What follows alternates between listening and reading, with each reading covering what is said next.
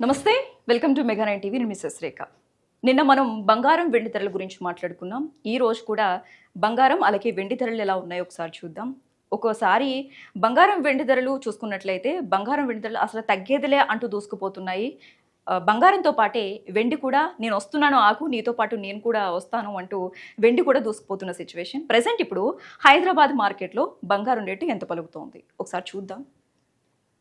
24 carats gold వచ్చేసి 1 gram వచ్చేసి నిన్న చూసుకున్నట్లయితే మనకి 16,178. ఈ రోజు చూసుకున్నట్లయితే 16,189. నిన్నటికి ఈ రోజుకి కేవలం 11 రూపాయలు మాత్రమే పెరిగింది. 10 గ్రాములు తులం బంగారం రేట్ చూసుకున్నట్లయితే నిన్న 1,61,780. ఈ రోజు చూసుకున్నట్లయితే 1,61,890. నిన్నటికి ఈ రోజుకి 110 రూపాయలు మాత్రమే పెరిగింది.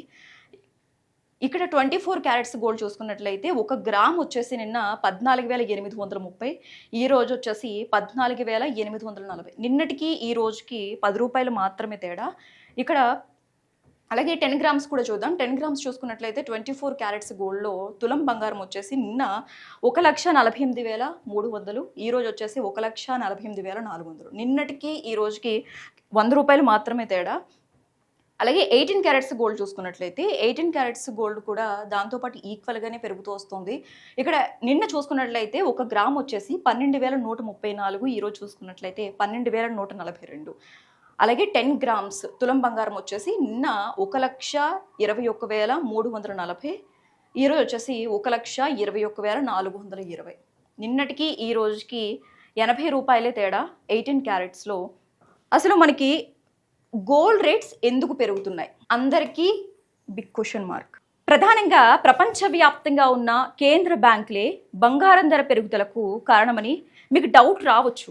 కానీ కేంద్ర ఆర్థిక మంత్రి నిర్మలా సీతారామన్ ప్రపంచవ్యాప్తంగా ఉన్న కేంద్ర బ్యాంకులే బంగారం ధర పెరుగుదలకు ఒక కారణమని అంటున్నారు.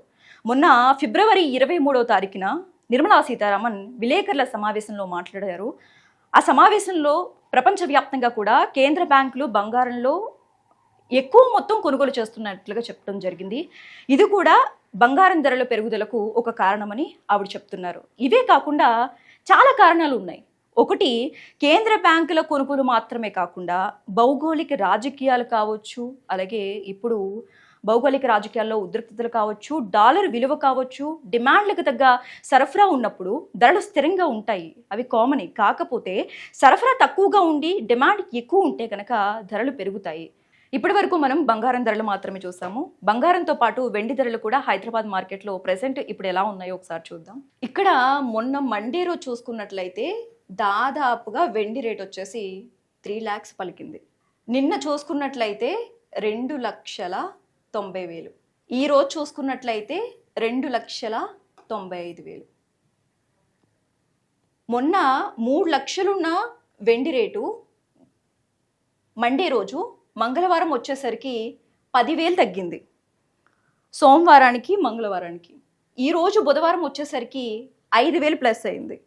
అసలు ఈ వెండి రేటు అలాగే గోల్డ్ రేట్స్ ఇంకా పెరిగే అవకాశాలు ఉన్నాయా, లేకపోతే తగ్గే అవకాశాలు ఉన్నాయా? రేపటి ఎపిసోడ్లో మళ్ళీ తెలుసుకుందాం. Keep watching mega nine TV.